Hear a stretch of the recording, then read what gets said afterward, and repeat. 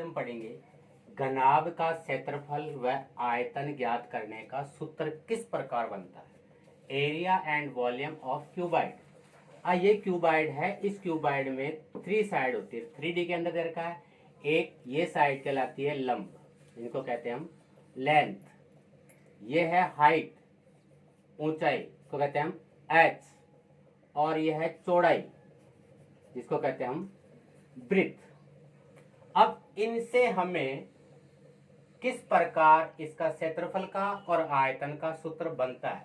हम जानते हैं कि जो ये क्यूबाइड होता है या घनाभ होता है, इसकी सभी 6 फलकें होती है। आमने सामने के जो फेस होते हैं वह इक्वल होते हैं।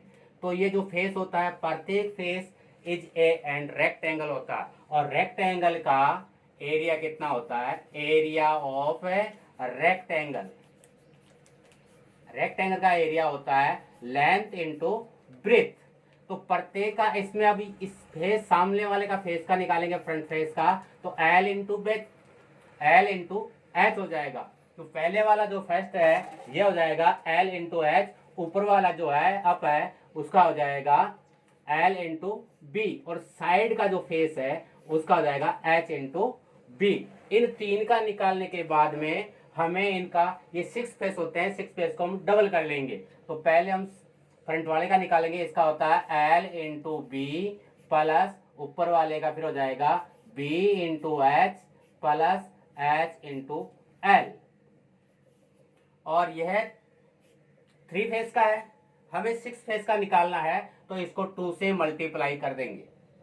2 से मल्टीप्लाई, अगर हिंदी में इसे लिखते हैं हम तो लिखते हैं 2 कोष्टक लंबाई गुणा चौड़ाई प्लस चौड़ाई गुणा ऊंचाई प्लस ऊंचाई इंटू लंबाई। अब इसी तरह हमें अब इसका निकालना है वॉल्यूम यानी आयतन का। आयतन का ये तो रेक्टेंगल का था, रेक्टेंगल में ये एरिया था, area of cuboid, area of cuboid.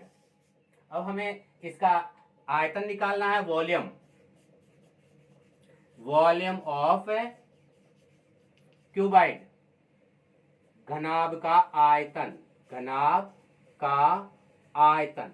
आयतन हम किसी का भी अगर वॉल्यूम निकालते हैं तो सबसे पहले जो इसका बेस होता है, जो बेस होता है किसी भी आप फिगर का जो आप 3D के अंदर है, उसमें अगर हमें किसी का भी वॉल्यूम निकालना होता है तो सबसे पहले हम जो बेस होता है उस बेस का एरिया निकालेंगे। इसमें बेस होता है ये एल और लंबाई एंड ब्रेथ, तो इसका L into B.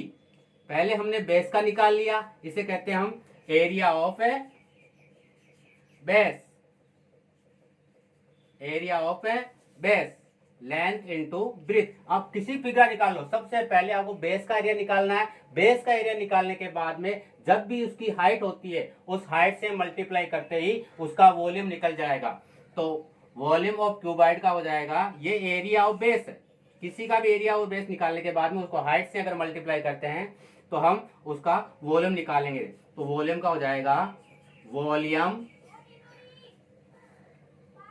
Volume of cuboid L into B into H. और इसका जो मात्रक होता है, क्षेत्रफल का मात्रक होता है, हमेशा वर्ग इकाई होता है, हमेशा वर्ग इकाई होता है। वर्ग इकाई क्यों होता है? क्योंकि यहाँ पर मीटर मीटर हो चाहे सेंटीमीटर हो, वह 2 बार मल्टीप्लाई होता है, इसकी वर्ग इकाई होता है। इसमें 3 बार होता है, 1 2 3 बार होगा, तो यह इसकी होती है घन इकाई यानी क्यूब।